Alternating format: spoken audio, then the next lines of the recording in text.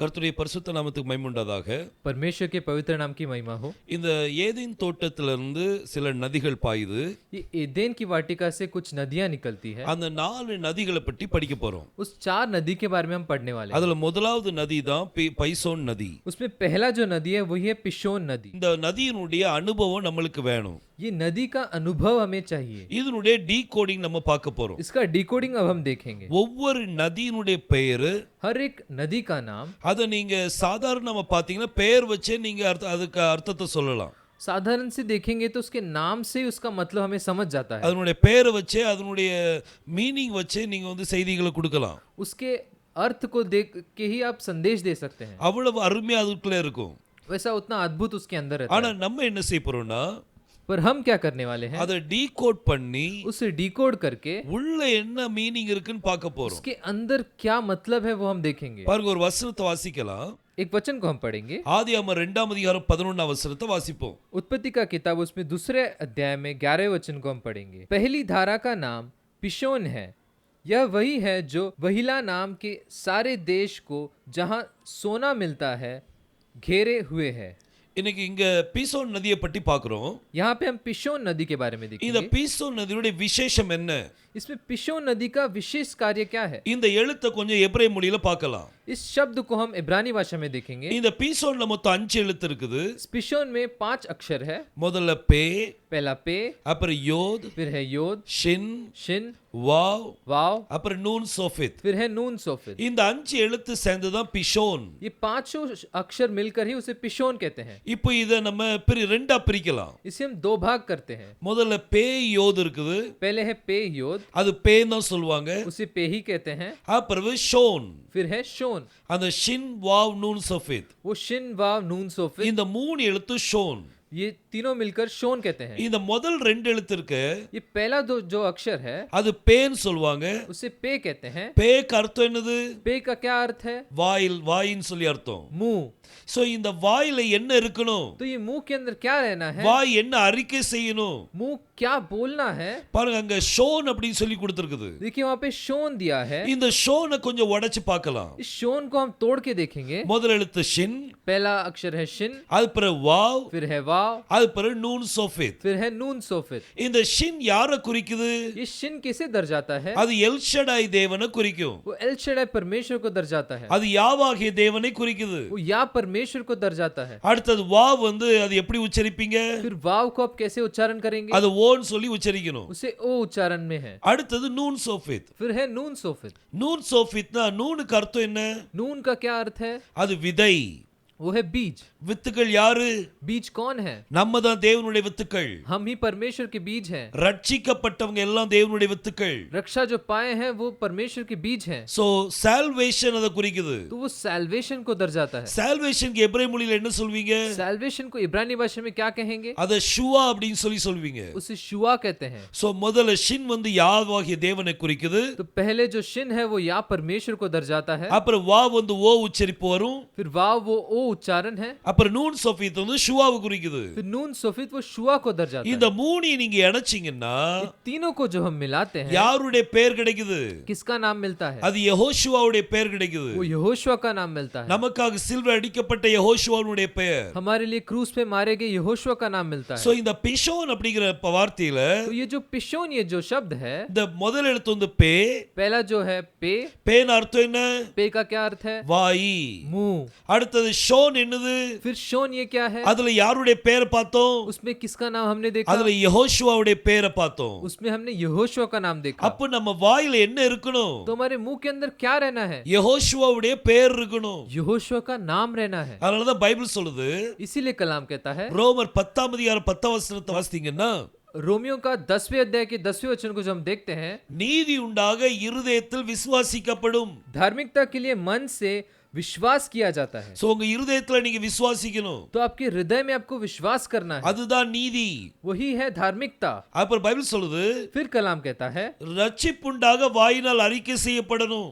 उद्धार के लिए मुंह से अंगीकार किया जाता சோ है, வாயினாலே நீங்க அறிக்கை செய்யணும். तो आपको मुंह से अंगीकार करना है। யார் அறிக்கை பண்ணணும்? किसे अंगीकार करना है? நீங்க 9ஆம் வசனத்துல வாசித்தீங்கன்னா आप 9वें वचन में पढ़ेंगे तो யெகோஷுவா பேரை நீங்க அறிக்கை பண்ணணும். यहोशुआ के नाम को आपको अंगीकार करना है। இதுல நீங்க பீஷோன் நதியை பற்றி பார்க்கலாம். इसमें भी आप पिशोन ये नदी के बारे में देख सकते हैं। நீங்க வாயினால யெகோஷுவா அறிக்கை செய்றீங்க. आप मुंह के द्वारा परमेश्वर के अंगीकार करते हैं। வாய் வந்து பே, मुंह है पे, அந்த பேனால நீங்க யார் பேரை சொல்றீங்க? आप मुंह से किसका नाम बोलेंगे? யெகோஷுவா பேர் சொல்றீங்க. यहोशुआ का नाम बोलेंगे, அதுதான் ஷோன், वही है शोन, பிஷோன். पिशोन। சோ இந்த பிஷோன்ங்கிற வார்த்தையில तो ये पिशोन ये जो शब्द में நம்ம யெகோஷுவா பேரை அறிக்கை செய்யணும். हम यहोशुआ का नाम ये अंगीकार करना है। அடுத்து இந்த நதி எந்த இடத்துல பாயுதுன்னா तो ये अगला ये नदी क्या डायरेक्शन लेता है? அது ஹவிலா தேசத்துல பாயுது. वो हवीला देश में ये आता है। அந்த ஹவிலா இடத்துல ये हवीला ये देश में அங்கதான் தங்கம் விளையுமா. वहां पर ही सोना मिलता है। இந்த தங்கம் எதை குறிக்குது? ये सोना किसे दर्शाता है? அது உங்க விசுவாசத்தை குறிக்குது. वो आपके विश्वास को दर्शाता है। நீதி உண்டாக धार्मिकता के लिए உங்க இருதயத்துல விசுவாசிக்கப்படும். आपके हृदय में विश्वास होना है। இந்த விசுவாசம் தான் அந்த தங்கம். ये विश्वास ही वो सोना है। அப்ப இருதயத்திலயும் யெகோஷுவா பேரை விசுவாசிக்கணும். तो आपके हृदय में भी यहोशुआ का नाम का विश्वास करना है। ரட்சிப்பு உண்டாக வாயினால அறிக்கை செய்யணும். उद्धार के लिए आपके मुंह से अंगीकार भी करना है। சில ஜனங்க சொல்வாங்க, कुछ लोग कहते हैं என் இருதயத்துல கர்த்தருடைய பேர் இருக்குல்ல அது போதும். मेरे हृदय में परमेश्वर का नाम है ना, ये काफी है, நான் சொல்லணுங்கிற அவசியம் இல்ல. मैं बोलने की जरूरत ही नहीं है। அப்படி இல்ல. वैसा नहीं है। உங்க இருதயத்துல இருக்கிறத, आपके जो हृदय में जो है, உங்க இருதயத்துல இருக்கிற கர்த்தருடைய நாமத்தை, आपके हृदय में जो परमेश्वर का नाम है, அதை நீங்க வாயினால அறிக்கை செய்யணும். वो आपको अपने मुंह से अंगीकार करना है। நீங்க இருதயத்துல விசுவாசித்த பிறகுதான் आप अपने हृदय में विश्वास करने के बाद ही, அந்த விசுவாசத்தோடு நீங்க அறிக்கை செய்யும்போது जब वो विश्वास के साथ अंगीकार करते हो, அதுதான் ரட்சிப்பு உண்டாகும்.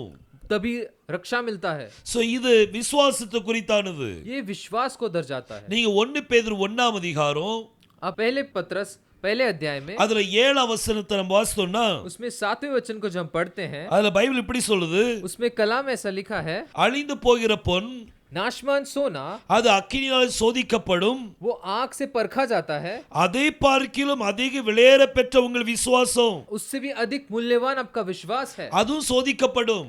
वो भी परीक्षा में आएगा। சோ இந்த தங்கத்தை எதோட ஒப்பிடுறாரு? तो ये सोने को किससे कंपेयर करते हैं? விசுவாசத்தோட ஒப்பிடுறார். विश्वास के साथ करते हैं। நீங்க இருதயத்துல விசுவாசிக்கிறீங்க, अगर आप हृदय में विश्वास करोगे तो அத வாயினால் அறிக்கை செய்யணும். वो आपके मुंह से अंगीकार करना है। அதுதான் பீஷோன் நதி. वही है पिशोन नदी। இந்த அனுபவம் உங்களுக்கு வேணும். ये अनुभव आपको चाहिए। ஒரு கிறிஸ்தவனுக்கு एक मसीह भाई को இந்த அனுபவம் இல்ல அப்படின்னா ये अगर अनुभव नहीं है तो அவங்க இன்னும் ரட்சிக்கப்படல. वो अभी तक रक्षा में नहीं आए हैं। ரட்சிக்கப்படுறதுக்கு என்ன செய்யணும்? रक्षा में आने के लिए क्या जरूरी है? முதல்ல விசுவாசிக்கணும், पहले विश्वास करना है, இருதயத்துல விசுவாசிக்கணும், हृदय में विश्वास करना है, உங்க வாயினால அறிக்கை செய்யணும். आपके मुंह से अंगीकार करना है। இதுதான் முதல் நதி. यही है पहला नदी। உங்க வாழ்க்கையில आपके जीवन में இந்த முதல் நதி பாஞ்சிட்டா, क्या ये पहला नदी आ गया है क्या? இந்த முதல் நதி உங்க வாழ்க்கையில பிரவேசிச்சிட்டா, क्या ये पहला नदी आपके जीवन में आ गया है क्या? இந்த முதல் நதியினுடைய அனுபவம் உங்களுக்கு இருக்கா? क्या ये पहले नदी का अनुभव आपको है क्या? இந்த அனுபவம் நம்மளுக்கு வேணும். ये अनुभव हमें चाहिए। கர்த்தர்ட்ட கேளுங்க, परमेश्वर से मांगिए, கர்த்தாவே எனக்கு இந்த அனுபவத்தை தாங்கப்பா. परमेश्वर मुझे ये अनुभव को दीजिए। ஒரு நாள் ஒரு நூற்றுக்கு அதிபதி एक दिन एक सूबेदार அவன் பவுல்ட்ட கேட்டா, वो पौल से पूछता है, ஐயா நாங்க ரட்சிக்கப்படுறதுக்கு என்ன செய்யணும்? हम लोग रक्षा पाने के लिए क्या करें? அப்போஸ்தலர் 16ஆம் அதிகாரம் प्रेरितों के काम में 16 अध्याय में அதுல 31ஆம் வசனத்தை பார்த்தோம்னா, उसमें 31 में जब हम देखते हैं, அதுல பவுல் அவருக்கு பதில் சொல்றாரு, उसमें पौल उनको उत्तर देते हैं, இயேசு கிறிஸ்துவை விசுவாசி, यीशु मसीह को विश्वास करो, அப்ப நீ உன் வீட்டார் ரட்சிக்கப்படுவீர்கள். तो तू और तेरा घराना उद्धार पाएंगे। சோ ரட்சிப்பு வர்றதுக்கு என்ன செய்யணும்? तो ये रक्षा में आने के लिए क्या जरूरी है? யெகோஷுவா விசுவாசிக்கணும், यहोशुआ को विश्वास करना है, அப்பதான் ரட்சிப்பு நடக்கும். तभी वहां पे रक्षा मिलेगा। சோ இருதயத்துல விசுவாசிக்கப்படும், तो हृदय में विश्वास करना है, வாயினால அறிக்கையிடப்படணும். मुंह से अंगीकार करना है। நம்ம இன்னைக்கு அதை செய்யறோமா? क्या आज हम वो कर रहे हैं क्या? நம்ம எப்படி இருக்கிறோம்? आज हम कैसे हैं? இந்த பீசோ நதியினுடைய அனுபவம் ये जो पिसोन नदी का जो अनुभव है இன்னைக்கு நம்மளுக்கு தேவை. आज हमें जरूरी है। கர்த்தர்ட்ட கேளுங்க. परमेश्वर से मांगिए, கர்த்தாவே நான் அந்த அனுபவத்துக்குள்ள போணும். परमेश्वर में अनुभव में जाना है, எனக்கு தைரியத்தை தாங்க. मुझे धैर्य दीजिए, எனக்கு கிருபை தாங்கன்னு கேளுங்க. मुझे कृपा दीजिए। கர்த்தர்ட்ட கேளுங்க. परमेश्वर से मांगिए, அவர் உங்களுக்கு தருவார். वो आपको देंगे। ஹalleluya. हालेलुया। கர்த்தர் நிச்சயமா உங்களை ஆசீர்வதிப்பார். परमेश्वर जरूर आपको आशीष இந்த करेंगे। அனுபவம் நம்ம ஒவ்வொருத்தருக்கும் வேணும். ये अनुभव हम सभी को चाहिए। ஜெபிங்க. प्रार्थना कीजिए, கர்த்தர் அது பாய செய்வார். परमेश्वर वो रास्ता दिखाएगा। ஆமென். आमीन।